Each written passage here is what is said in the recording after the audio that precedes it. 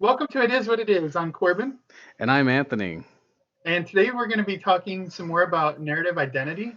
So we talked last week about Paul Ricoeur and the notion of identity as being shaped by the stories we tell ourselves as well as the stories that others tell about us. But instead of focusing in the general concept of narrative identity, we wanted to look at a particular set of stories that are popular to tell. We see these in movies, we see this in novels, and now we're starting to see it in the way that we report the news and share things about real life and history. So we wanted to explore the stories of redemption and contamination. So there's a psychologist, Dan McAdams, that's talked about these stories, redemption and contamination. He says these are the two kinds of stories that we tend to tell about ourselves. So a redemption story is where you take something that is bad and you find some way to turn it into good. And contamination, quite obviously, goes the other direction. It's the converse. You take something that's good or innocent or pure, and then have it devolve into something bad, negative, unworthy, etc. And he argues that these are the two kinds of stories that we tend to tell ourselves and about our world. And we can think of them as in terms of optimism and pessimism, but it's not, they don't directly correlate. So the narratives are more complex and include a lot more information. But there's an interesting study once you identify and do surveys to see what kind of stories people tell about themselves, you can actually evaluate their moods and their empirical facts and conditions. So people who tend to tell contamination stories tend to be more depressed, unmotivated, they struggle with greater mental illness and social isolation. Whereas people that tend to tell redemption stories are motivated, ambitious, tend to be productive and healthier mentally and physically. And so it's an interesting relationship between the stories we tell and actually what happens to us in the actual world. It also kind of gives you a cue as to like what you're attuned with, right? Like if you're telling more contamination stories, you're probably paying attention more to that side of thing in life. Think of the coworker who comes to you to complain all the time about stuff. They probably are only noticing the bad things that are happening in and around themselves. I do want to qualify, so I kind of set you up for a trap. The redemption and contamination stories do have these interesting psychological effects, and you would think that okay, then we just need to start telling redemption stories because then we'll all be happier and healthier. But there are costs to telling only redemption stories. Part of that is we minimize actual suffering. So we tend to want to put rosy glasses on and try to find the silver lining. And that works if you're in a position of power and comfort where you can endure some actual suffering and see how things could be better and work your way towards it. But for those people that are suffering and powerless, you're basically minimizing their suffering and telling them it's not that bad. The world's a good place. You're just being negative. And so you kind of foist the blame on the people that are suffering. And also, while it might be motivating to have this redemption kind of story, like yes, things can change, we can make it better. It can also be demotivating and thinking that everything's going to work out. There's nothing that we really need to change. So there's a certain kind of motivation that comes from recognizing that there is a problem and being honest about those problems. So contamination can also give us a perspective on the world that we need. So I don't want to cast the light that we only need one of these stories. These two stories work in tandem together and are important stories. But maybe we can figure out how to have a positive psychological outlook while recognizing a genuine, realistic criticism of the world around us. So before we go into how to apply redemption, I just want to talk about the meaning of the word. A lot of our listeners may be familiar with it only in religious context. And I want to be able to talk about this more generally, not just tethered to any particular school of religious thought or religious perspective. So to redeem something is to buy something back at a cost, maybe to restore something to its original status through paying some kind of price. And you could think of like if you owed a debt and your collateral was taken, some precious valuable that you had as collateral. In order to get that back, you have to then pay the cost of the debt. So you redeem your valuable object, your collateral, by paying it off. And so it restores you to the original status by paying some kind of expense. That transactional kind of understanding of redemption, which is the literal original understanding meaning of the term, took on a religious context where, in order to restore the divine plan or the divine purpose, something had to happen. There was some kind of cost that had to be paid in order to bring everything back to its proper place. But I think we can take this in a larger, context so that it could be considered either religious or secular, and that's this idea of restoration. What does it cost to make things right, to have things in the proper place in the proper relation? So I'd like to add to what you were just saying by thinking about how redemption is, it's not about like one person's view of the situation, right? Like if we take a classic case of like, let's say I did something wrong to you. Like there's kind of like this aspect of I have to acknowledge that one, I did something wrong in order for the redemption to start. And then I have to work towards this buyback, you know, buyback of your trust, of your friendship, of the wrong that I had committed to you. So there's like this path of atonement. You also have to acknowledge that the thing that I did was worthy of redemption. And so you have to kind of like either provide consent or you have to acknowledge, at the very least, you have to acknowledge that this is like some sort of act of redemption. To me, like this whole process acts as redemption. I bring this up because I asked my brother what it means to be redeemed, and he was talking about, he said that he's sort of like a very forgiving person. So if somebody did something wrong to him, he's likely to forgive them without really there being any redemption. But that to me is only one-sided, right? He might forgive them and maybe he gets over it. But if the other person feels that they've done some wrong to him, theirs might be a personal quest for them to pay him back this favor, even if he doesn't acknowledge it. We talked last week about personal narratives and how the people around you have this story to tell about you, you have the story to tell about you, and then there's like this third external factor. And this narrative of redemption really, I think, plays into that concept where it's not just what I think about what I did wrong, but it's also about what you might think that I did wrong. Yeah, no, that's good. And I have a basketball example I think to discuss about this. So Jimmy Butler was came into the league. Not Nobody really expected him to be a superstar or anything like that. He was just kind of a good role player. He played hard, and he developed a lot of skill alongside Derrick Rose, but he's still kind of seen as second or third fiddle. And then Derrick Rose gets injured, and Jimmy Butler had to step up, and he developed kind of this reputation as a really good two-way player. But he was known as a hard worker that made himself into a good player, not coming into the league with this like supernatural talent. But Chicago was going through a rebuild, and Jimmy Butler had some tension and friction there with the organization, and so uh, he ended up going to Minnesota, playing for his former coach. People were talking about this could be a really good fit. He's working with a couple of other superstars in Wiggins and Towns, and instead, we just heard story after story after story about friction between the players, and Jimmy Butler's a troublemaker in practice and in the locker room. And then he leaves to go to Philadelphia. And for a week or two, it seemed like, all right, we finally found the right fit. Jimmy Butler hits a game winner. He makes an incredible game saving block and play. And he's working with a couple of other superstars, kind of willing to take a back seat, it seems like, to be the third fiddle against Simmons and Embiid, which is an interesting position for somebody who's been in the league so long and had so much success. But not very long after that, it was falling apart in Philadelphia also. And we kept hearing like Jimmy Butler's frustrated with the coaching. He's not happy with his role and all of this. So Jimmy Butler kind of developed a reputation as the self-made athlete who had a lot of respect, and then kind of devolved into not a team player. He's trouble. He's poison for your organization. And so that was the contamination story, right? The narrative that something good got corrupted and devolved into something lesser.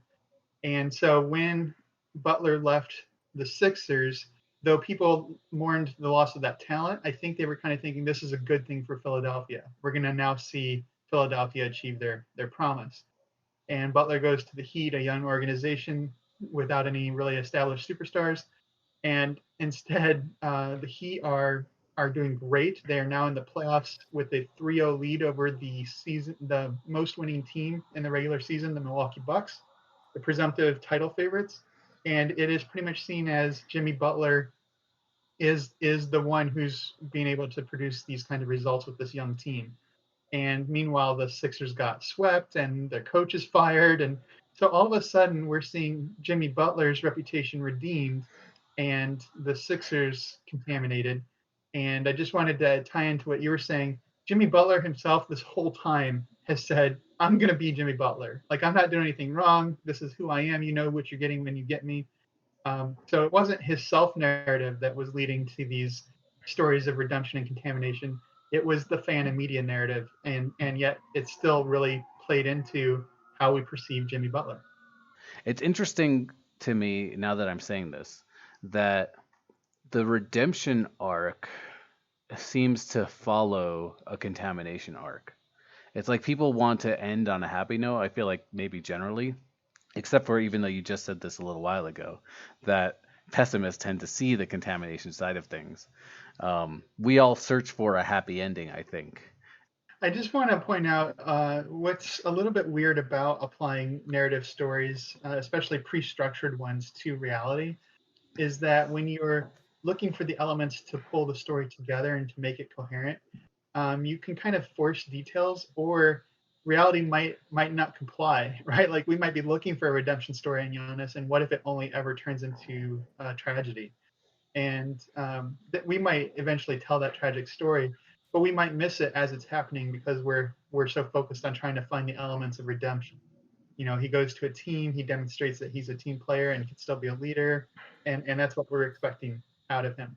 But I just want to point out, like, when movies tell these stories, they can force the details to fit the story, and here we're kind of trying to fit reality into these narratives. We do this all the time. I think it's important to acknowledge, like, this isn't artificial. I mean, it is an artifice, but it isn't something that's arbitrary. It's the way that we organize and make sense of our world. But we just have to be careful that when we're trying to make sense of the world, that we don't ignore the details that would help shape the story for us instead of us making reality conform to the what we expect it to look like. Yeah, I think that's a perfect point to make. And I think it's why we become disappointed with players, who don't live up to their potential. And this is kind of one of the reasons why I like Mad Men so much, because you think it's like a redemption story, but John Hamm's character, like, he always just kind of fails throughout Mad Men. And then you realize that it's not really a redemption story, it's kind of a tragedy because he wants to do better and he just doesn't have the tools to be able to do so. So, we started on this topic because first it was a surprise to you because you love a good redemption story. But then also I saw the movie A Silent Voice. And so if you haven't seen A Silent Voice, it's on Netflix. It's an animated Japanese anime film, and it's about a boy who bullies a deaf girl in, I think they're in elementary school. They might be in like fourth or fifth grade or something like that. Yeah. It cuts forward to a future time when he's been kind of excommunicated by basically his entire school. Everybody in the school, nobody talks to him. Even his close friends don't talk to him anymore. So he's kind of a loner, and he forgot what it means to be a friend. So there's also this really heavy theme of friendship throughout. Um, and it gets to a point where he meets or seeks out the girl that he wronged. And he basically spends the entire rest of the movie trying to rebuild a relationship that probably didn't exist in the first place, but it shouldn't have been so negative. And in such doing so, he reestablishes relationships with his old friends, for better or for worse. He entirely rebuilds this relationship with this poor deaf girl, and also he's able to reestablish a healthier relationship with his own family. And you start to see similar attitudes reflected in his friends and their families too. This is, I guess, a spoiler alert. A silent voice could have ended with the deaf woman committing suicide, or failing to commit suicide, and Shoya dying, and there would have been it would have just been a tragedy of somebody trying to get redemption. But they are able to like make it so that he ends up in a coma and he wakes up from that coma, and they're able to have one final moment where they acknowledge each other's faults and like both acknowledge each other's redemption, and then like tie that up in a way that pleases the author essentially. That's interesting. I wonder if you would think that his story was still a redemption story if he actually did die in the fall, because he would have sacrificed to save her, and that might be seen as paying the cost for ruining so much of her life. Um, is it necessary for his redemption that he gets to experience the redemption? Man, that's a great question. And I think that's why I like this movie so much. Like from my perspective, the viewer, I don't think that he needs to have that acknowledgement. He's done a lot. He's gone above and beyond uh to get her to kind of view him as worthy of society. And you actually see it throughout the movie. He in the beginning, or when you first see him in high school, there's X's on everybody's faces. So you can't tell if he's excommunicated himself, or if everybody in school has excommunicated him, and these are basically like untouchables. But you notice it when he starts reconnecting with people, that it was more his perception than theirs. Like he wasn't making an effort anymore to connect with others. And as soon as he starts to, their X's start falling from their faces. So there's sort of mini redemptions within just that component. But then going back to your question, if he had died there, I don't think he could have redeemed himself, because it turns out, at least to me, that part of the redemption was getting her to acknowledge that she's worth it, that she's worth Mm-hmm. living. And I don't think she would have had that realization if they didn't have that final conversation after the fact. She kind of comes to this realization that life is worth living and that she should try and live it to the most. And he didn't know that she had these suicidal thoughts, but he's also the reason why she has these suicidal thoughts. And it was kind of like in that moment in the beginning that she started feeling that it was her fault, that, her deafness is a burden on everybody else, and not necessarily that people aren't just trying to make an effort to include her. Yeah, it's really interesting. You mentioned in a previous podcast something that we've talked about where everybody's the hero of their own story. And it's fascinating that in this movie there's like four characters at least, maybe five or six, that are going through a redemption story. And sometimes we get a glimpse of what it's like from their perspective, but a lot of the time we're focused on Shoya, so we might think of it as his story, his movie. But really, there's a bunch of different arcs, just like in real life. Everybody's going through their narrative, and sometimes these intersect, and sometimes they foil one another as well. So it's interesting to see that combination. You used the word atonement earlier, and I know that we were trying to talk about redemption in a larger sense and a larger meaning, and not just in particular religious perspective. But I did study some Christian theology as part of my undergraduate, and one of my professors would emphasize the play on words of atonement. So he would say to achieve atonement is to have at one meant, and what he meant by that is um, we have a broken relationship. We have broken relationships that need to be restored. So the redemption allows unity. So redemption and atonement aren't the same thing. Redemption gets us to unity. And so being atoned with God and with others was this restoration of positive, loving relationships the way they're supposed to be. I think, again, you can take this in different religious perspectives. You can take this in a secular perspective. To be redeemed, to pay the cost to overcome some kind of loss or contamination, is to seek a positive unity with others. And I think that's an important goal that helps provide meaning and a sense of belonging and happiness for people. I think that that analysis is kind of why I came to this realization of it having to be a multi-party thing. Because even if you like let's say it's something as harmless as you breaking somebody's glass, right? Even if they don't really acknowledge it, and you're off the hook in terms of redemption, like you still know it happened, but there's still like a piece of the world that's missing, right? Your cup, your philosopher mug. Let's just go there. Let's go there, Corbin. I break your philosopher mug behind your back and you don't notice it. No! Yeah, but you can't have that reaction because you don't even know it's broken. And Oh like, yeah, okay. so like one day you're just like looking for it and it's not there. So even if you're like, you can't be mad at me and you think it's all on you, like one, I still kind of understand that this thing is missing from your life. And two, there is still a tangible fallout where you feel that there's something missing from the world. And so Hmm. like, I think that the only way to have true proper redemption and atonement in this case is if like you know, there's like two parts to it. There's like the physical act of restoring it, and then there's also the emotional aspect of me fessing up to this whole catastrophe in the first place. Yeah, no, that's good. So this could lead to a bunch of other topics about confession and forgiveness and all that. But I think right now, if we leave it where it's at, people will have a lot more questions, and that's just the way it is. Little pop and lock in the middle of this session just to keep the fans engaged.